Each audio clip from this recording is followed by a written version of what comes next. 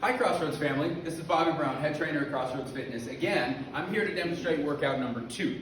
Workout number 2 is a little different than workout number 1. Workout number 2 involves repetitions. I have it written down as sets of 20. You can do anywhere from 2 to 4 sets, again 4 being extremely difficult, maybe something you want to work up to, 2 being a good place to start. With that also, 10 reps is easier, 12 reps is easier, 15 reps is easier. You kind of got to pick where you feel the most comfortable to start. I don't want you to start at 20 and then fail on every set because then we're going above and beyond what we actually have the ability for.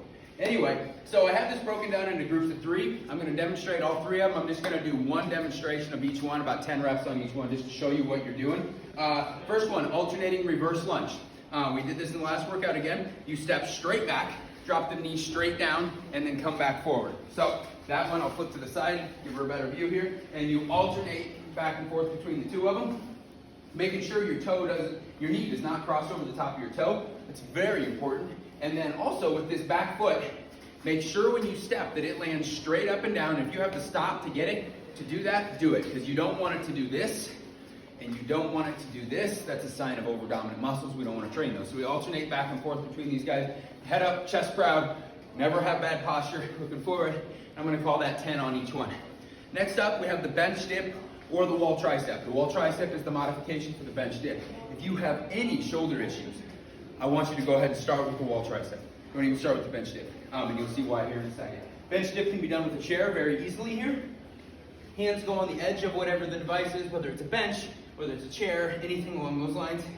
Your butt stays right next to the chair. Your back is nice and flat. Shoulders back, that's very important. Pull everything back right here. And then you drop straight down and push yourself straight back up. Just like so. Multiple repetitions. You make it more difficult by putting your feet straight. You have to make sure though that your back is flat and everything is right up next to the bench. Go ahead and let it slide straight down, and then you can bend more to make it easier. Now the modification for that, the wall tricep. The wall tricep is done up against the wall right here like so. Start right here. Everything flat against the wall on your toes. Core tight, just like you're doing a plank, nice and tight here. And then we press straight up, and then we come straight back down, press straight up, come back down. This one's very important to have your hands even with shoulder width. You don't want to be way out here because that puts the humerus head in a very awkward spot. And you make it more difficult by getting even more at an angle here. And this one, I promise you, if you're doing it right, will sneak up on you very quickly. And all of a sudden you're like, wow, my shoulders are dying.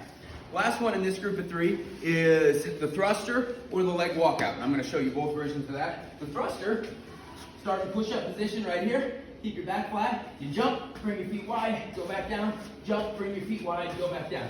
This is literally what a thruster is. If that feels like it's too much or puts undue stress on your shoulders, you do the leg walkout, which is essentially just the top half of an inchworm. Crawl up here, get those hamstrings nice and stretched, and then go back down. Now with this one, you only go as far as you can. I don't like to see this. That's not how it's done. It's everything tight, little baby steps. Get a good stretch, and then step yourself back out. When you're doing that one right, you feel it in the hamstrings and the calf right there. So that's the first group of 3. Run through those once, twice, 3 times a lady is what I like to say there. And then we're going to go to the next group of 3. We have a push-up, a leg raise, and then a mountain climber, okay? And I'm going to demonstrate both versions of that again, just like I did in the last video, in case you didn't see the last video. First one is a push-up. Start lying down, hands above your head, bring them back so your thumbs are even with your shoulder. Tuck your toes in, up and down. Breathe in, breathe out.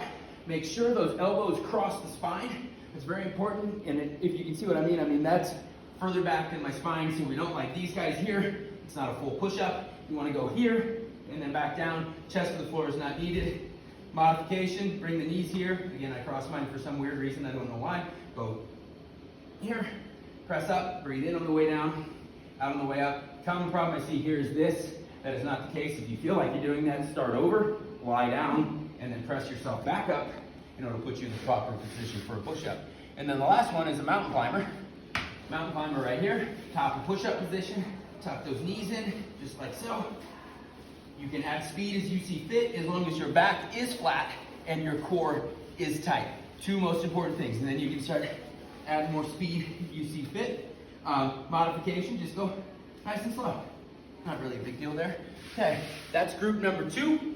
And then the third group on this one is a kettlebell swing, which I'm going to demonstrate with a dumbbell. You can use a gallon milk jug, just make sure the lid doesn't pop off. We talked about that, that could go horribly wrong. Or anything else with a handle, any sort of weight would be just fine.